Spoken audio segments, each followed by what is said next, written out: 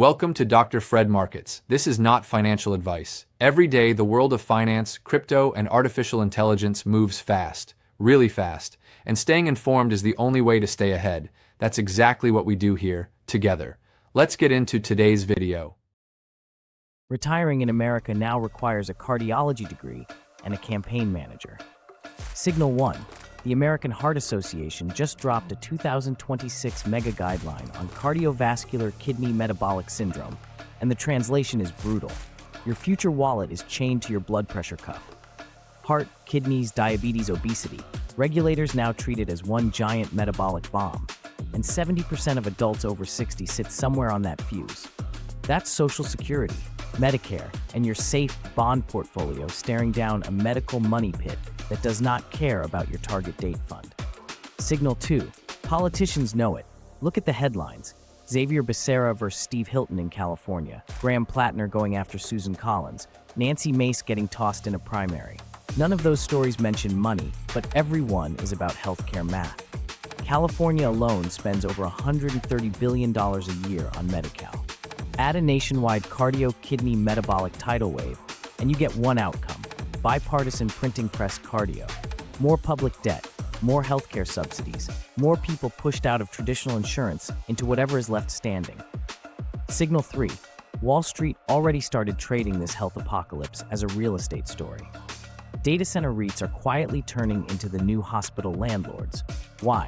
AI medical imaging, continuous glucose monitors, remote cardiology, kidney function algorithms. All of it lives in server racks, baking 24/7. The AI hardware race you never see on TikTok is radiology scans, EKG analysis, drug discovery, and hospital records, not just cat pictures and chatbots. Those racks need power, cooling, and land. They pay rent better than most humans. Here's the cliffhanger. Voters are praying for the Knicks with Cardi B, while their arteries are silently signing 30-year leases for data centers they don't know they pay for. The connection. Metabolic disease is about to become the biggest forced buyer in the real estate market, not for houses, for racks. The 2026 Cardio Kidney Metabolic Guideline tells doctors to screen earlier, more often, more aggressively. That means oceans of new data, imaging, lab results, wearables streaming 24/7, pill adherence trackers, AI-driven prevention programs.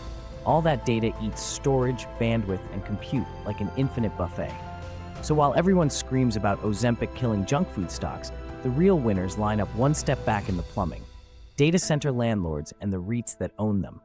Mechanism time, no fluff.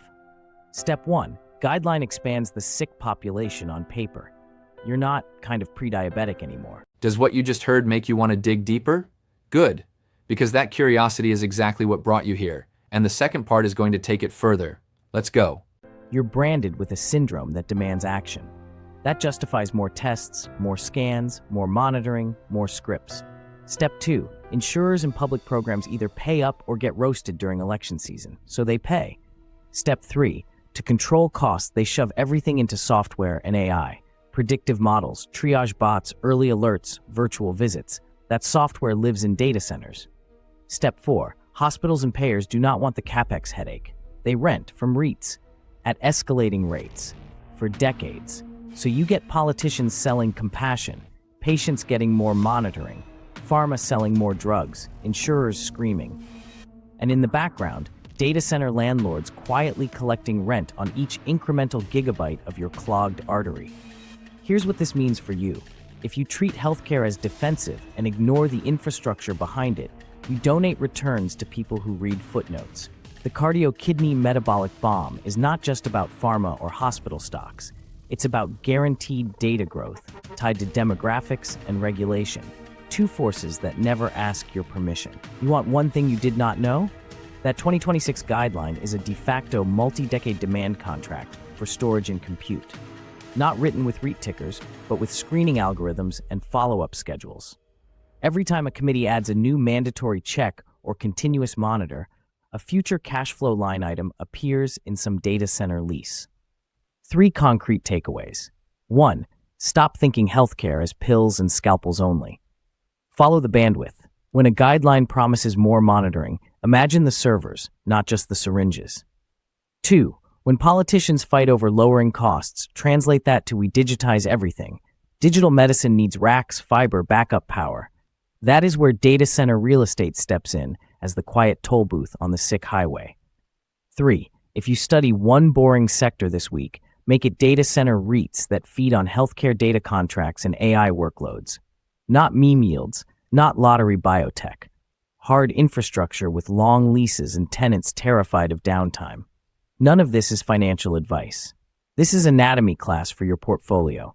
Your heart and kidneys just became line items on a landlord's income statement. Learn the map or pay the rent to someone who did. If you want more brutal translations from guidelines and elections into who actually gets paid, you know what to do. Subscribe, hit the bell, and stop investing with vibes instead of vascular math. This is not financial advice. If you enjoyed this video, please subscribe to the channel and check the links in the first comment below. That's a wrap for today on Dr. Fred Markets. I hope this gave you something to think about, a new angle, a clearer picture, a better question to ask. Remember, this is not financial advice. Do your own research, always. If this video added value to your day, subscribe. It's free, it takes 2 seconds, and it's the best way to support this work and keep it free for everyone. You'll also find every video as a full article on the blog, drfredmarkets.com, and the newsletter is in the bio. I'm Dr. Fred Markets. See you in the next one.